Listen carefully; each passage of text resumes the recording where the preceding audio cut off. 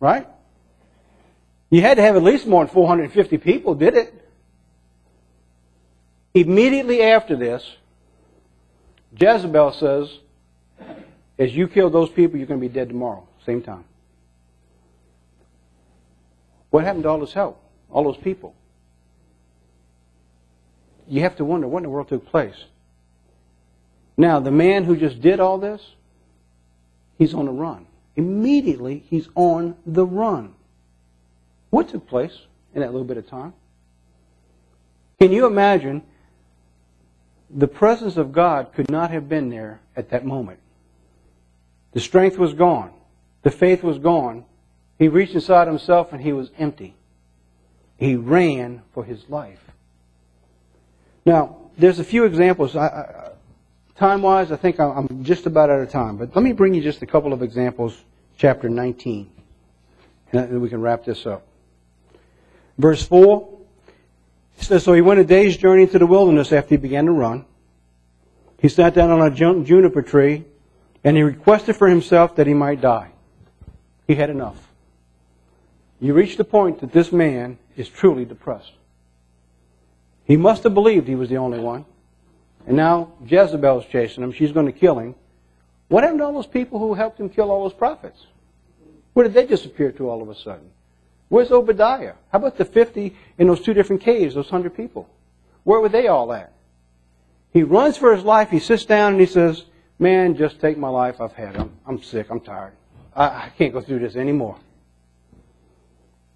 So he goes to sleep and God brings him food. Wakes up the next day, brings him some more food. And on the food God gives him, he runs again. He goes out, look at verse 8. So as he rose, he did eat and drink, and he went on the strength of that food for 40 days and 40 nights. He went to the Mount Horeb, which is the Mount of God. And we know the earthquake comes. He's in this mountain. The earthquake comes. It's been 40 more days since all this took place. Then a fire comes. And he don't find God in any of it. And then it says there was a still small voice, verse 12. And it was so that when Elijah heard it, that he wrapped his face in his mantle, and he went out, and he stood at the entrance of the cave, and behold, there came a small voice to him and said, what are you doing here, Elijah? The guy's asking, what are you doing here, Elijah? And you have to wonder, it's like this small voice, and you have that, like God with compassion on him now. Like, what are you doing here? A man that just would rather die. He don't want to go through any more. 3.5 years out there. The strength of raising people from the dead. And he's had enough.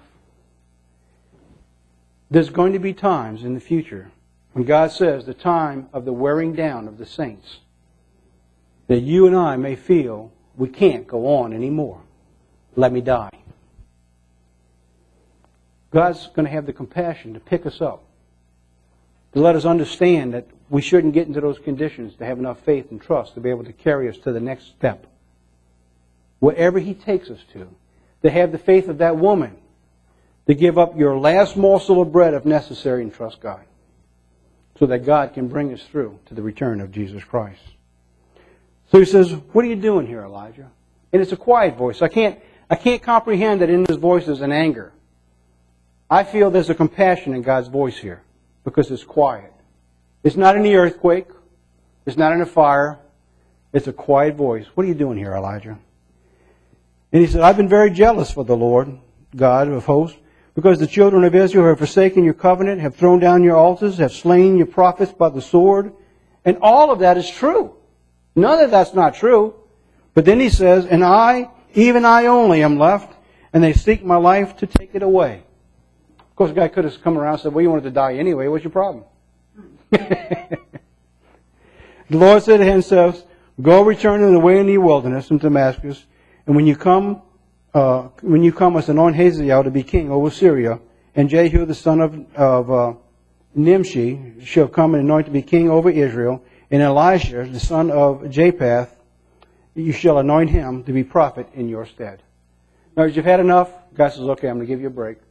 We're going to pass the mantle. And you know the story. And then it closes out, and look at verse 18. He says, and yet, in verse 18, and yet I have left me 7,000 in Israel, who have not bowed the knees, or bowed to Baal, and their mouth which have not kissed him. So then God says, by the way, let me tell you something.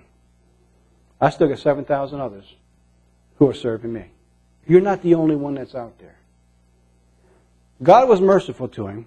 In the lessons we learned, there's 4 major points that I believe we can share in learning about Elijah that may help us in the future.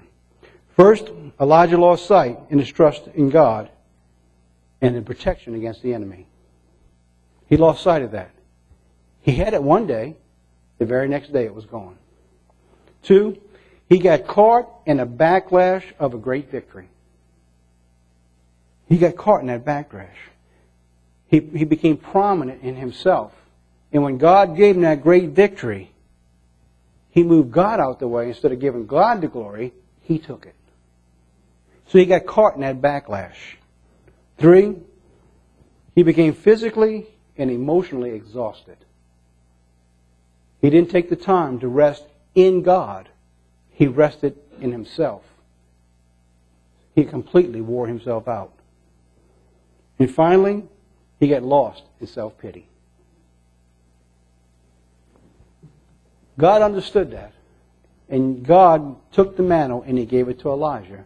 But he never forgot Elijah. Elijah is still on the scene, we see later on. And in fact, the character of Elijah is what God uses as the example to restore all things before the return of Jesus Christ. We have a loving and compassionate and merciful God. He has left for us the example to be strong like Elijah and hopefully not make the same mistakes. He is public enemy number 1 at that time. In the future sermons, we'll pick up another public enemy, number 1, and see what Satan is doing. As he looks at his board, whoever's on that board, the top 10 most wanted list.